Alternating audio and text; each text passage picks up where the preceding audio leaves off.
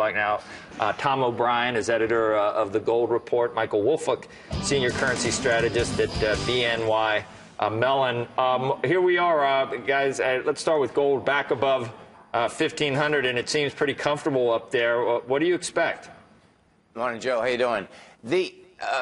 What I'm looking at right now is this. You know, gold is held up, no doubt. You had silver get smoked, oil get smoked. My take, this dollar wants to go higher. And the dollar going higher, we're at 75 right now on the index. It looks like the dollar wants to get to 80. That's saying to me that, you know, gold wants to pull back to about 1450. Now, what's going to get really interesting here is that folks just aren't used to a dollar going higher. And it's like, why is it going higher? Well, you know, we're not going to hell in a handbag. I mean, that's what most folks think. But the reality is that that dollar starts moving higher. It hits the commodity market. And when it hits the commodity market, of course, it spreads right across all the markets. Because we've been in a commodity bull market for 10 years now. Yeah, for longer than some of the other bubbles that we've seen, whether it's a bubble or not. Michael, what about the dollar going to 80? Yeah, well, certainly. I mean, the market wants to buy dollars here, Joe. The problem is that China wants to sell dollars. They're selling dollars. They're picking up euros. They're willing to buy euros really at any price as long as Greece doesn't leave the Eurozone.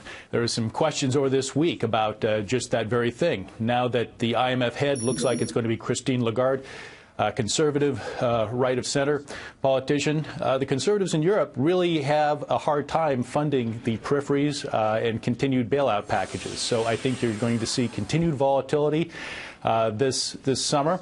In terms of sell in May, go away, it's going to be a volatile summer. There's no question. I think that you need to get a sustained sell-off in equities and commodities before the dollar really gets a better bid. You know, my take here, Joe, is that it's just the opposite, really, is that when the dollar goes higher, commodities go lower. What people miss of this whole deal is this, okay? Economic power, but it's also military power. You know, the dollar, okay, when we come in, when there's panics across the world, what ends up happening? Everyone runs into the dollar. Why do they run into the dollar? They run into the dollar because they know they're going to get dollars back. It doesn't mean they're going to have as much buying power. But the military power comes into it. And I'm not a warmonger, and I'm not saying that. But what happens here is that is not only on the table, it's been on the table for history, for 5,000 years. So the dollar's not going away. When I look at Europe, you know, Europe's broke. You know, give me a break. You know, we have 4 countries broke. They can't print money. You know, great place to visit, you know, but the bottom line is that it's not the United States. And the United States is basically moving forward, and the people in the United States move forward. So, you know, the dollar wants to go higher. He's got you there, Michael, the Amalfi Coast. I mean, think about it. Well, Joe, we've talked about this many times. The dollar is very unique. You can't just say it's a reserve currency. The global monetary system it revolves around the U.S. dollar.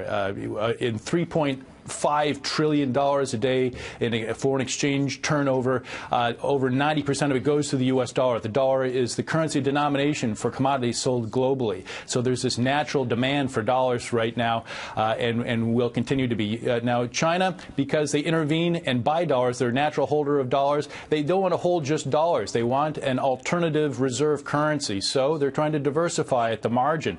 I think that they're concerned about Greece. They're concerned about Greece potentially leaving the Eurozone, and whether or not they would continue to buy Greek debt if that was an increasing likelihood. So, you know, I don't buy necessarily this argument that the fundamentals really argue for dollar weakness. I don't think that you would analyze the dollar on a fundamental basis right now.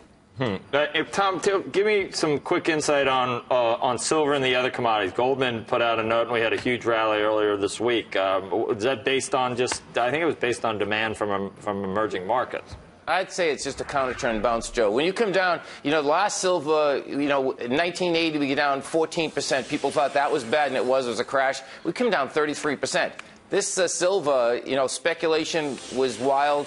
That silver can come down another $10 real easy. You know, that's a counter-trend bounce. And it looks to me like silver's going to be hitting 25. And oil, you know, oil's $15 off the high. You know, I think oil's going to come back to a 90. You know, so, and it's going to have the correlation is that the dollar will be worth more money. In the United States, oil will be cheaper. Overseas, these prices will go up. But it's all about the dollar. If you get your head wrapped around the dollar, you can figure out the rest of these commodities because it is priced in dollars. All right, thanks. All right, Tom, have a great one. Have a safe one. Good. Same to you, and same to you, Michael, as well. See ya.